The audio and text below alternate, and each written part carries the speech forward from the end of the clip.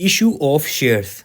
Company जो है वो अपने शेयर्स को इशू कर सकती है, यानी कि जो लोग हैं उनको दे सकती है at par, at premium and at discount.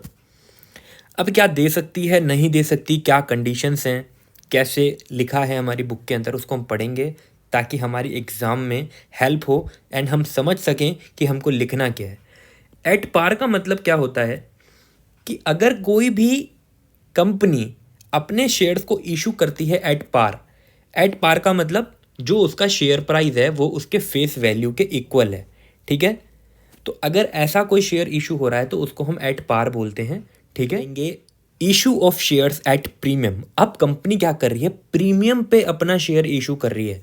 For example, company का जो शेयर प्राइस था, उसका जो फेस वैल्यू था वो है 100 रुपीज़, ठीक है।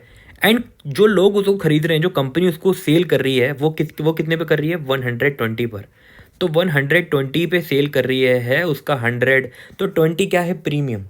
तो अगर बायर्स खरीद रहे हैं, ठीक है, ऐसा प्रीमियम पे शेयर्स और कंपनी दे रही है, लेकिन इसकी एक कंडीशंस होती है, पता है क्या, कि जो आपने ये 20 रुपीज़ अर्न किए ना एक्स्ट्रा, जो प्रीमियम अमाउंट है, इसको आप प्रॉफिट कंसीडर नहीं करोगे।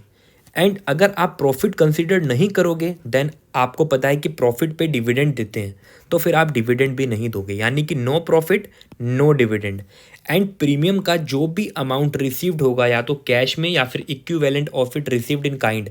देखो, या तो कैश के अंदर मिल जाता है प्रीमियम का पैसा, या फिर कोई दूसरे काइंड में मिल जाता है, तो उसको आप सेपरेट बैंक अकाउंट के अंदर कैप्ट करके रखोगे, उसको सेव करके रखोगे, एंड उस अकाउंट का जो नाम होगा वो होगा securities premium account. Issue of shares at discount. And आप मेरी बात मानो, इग्नू ने यहाँ पे अपनी लापरवाही दिखाई है, टू बी ऑनेस्ट, ठीक है।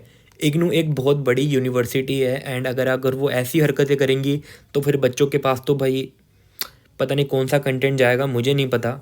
भाई देखो, कोई भी कंपनी जो है ना वो शेयर्स को डिस्काउंट पे इशू कर ही नहीं सकती। क्या बोला मैंने, कोई भी कंपनी जो है वो अपने शेयर्स को डिस्काउंट पे इशू कर ही नहीं सकती।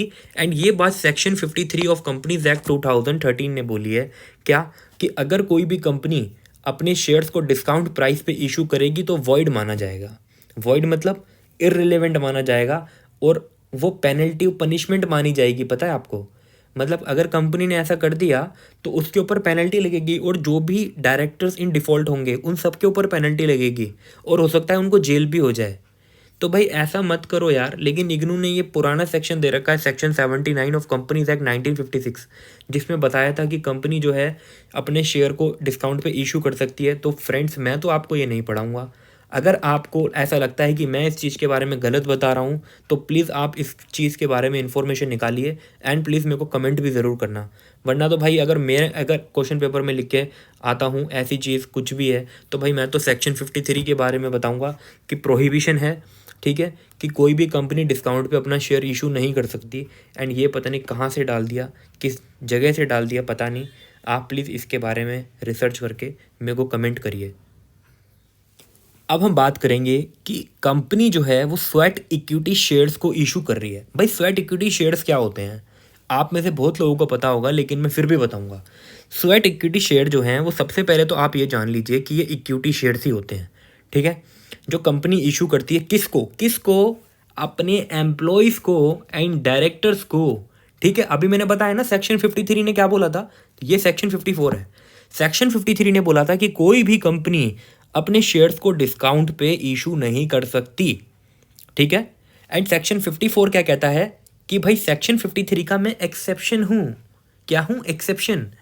कंपनी जो है स्वेट इक्विटी शेयर्स को डिस्काउंट पे इशू कर सकती है, ठीक है। एंड ये एकदम सही बात लिखी है, लेकिन ऊपर वाली बात से मैं एग्री नहीं करता, जो सेक्शन 53 में बोला गया, जो ऊपर लिखा गया है, पता नहीं कहाँ से यार इग्नू ने डाल दिया, ठीक है। वो पहले की बात थी, अब अमेंडमेंट हो चुकी हैं चीज़ें, ठीक है।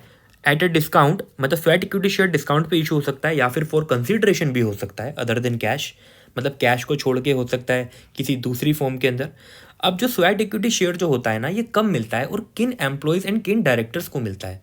फॉर एग्जाम्पल, कोई ऐसा एम्प्लॉय है जो कंपनी की इंटेलेक्चुअल प्रॉपर्टी को अच्छा कर रहा है, उसको बना रहा है, पेटेंट लेके आ रहा है कंपनी के लिए, कुछ नया इनोवेटिव कर रहा है जिससे कंपनी पेटेंट ले रही है, कॉपीराइट दे रहा है कंपनी को, ठीक है। तो ऐसी चीज़ें अगर कोई करता है या फिर कंपनी में वैल्यू एडिशन करता है, ठीक है, देन ऐसे एम्प्लॉय को कंपनी गिफ्ट के रूप में स्वेट इक्विटी शेयर देती है। इसको आप ऐसे याद कर सकते हो कि स्वेट मतलब पसीना, एंड किसी एम्प्लॉय का पसीना जब निकलता है तो उसको स्वेट इक्विटी शेयर मिलता है, ठीक है। तो वो इंटेलेक्चुअल प्रॉपर्टी को बढ़ा रहा है, कंपनी की वैल्यू एडिशन कर रहा है कंपनी में, देन हम उसको स्वेट इक्विटी शेयर इशू करते हैं उस एम्प्लॉय को या डायरेक्टर को, ठीक है। अगर आपको मेरी ये वीडियो पसंद आई एंड आप मेरी हार्डवर्किंग को अप्रिशिएट करते हो एंड आप चाहते हो आपको फ्यूचर में लेटेस्ट अपडेट मिलता रहे मेरी हर एक वीडियो का, तो मेरे चैनल को सब्सक्राइब करना एंड इस वीडियो को लाइक करना, एंड प्लीज़ कमेंट करके वो जो डिस्काउंट वाली बात है उसको प्लीज़ एक बार बताओ मेरे को कि क्या है क्या नहीं है।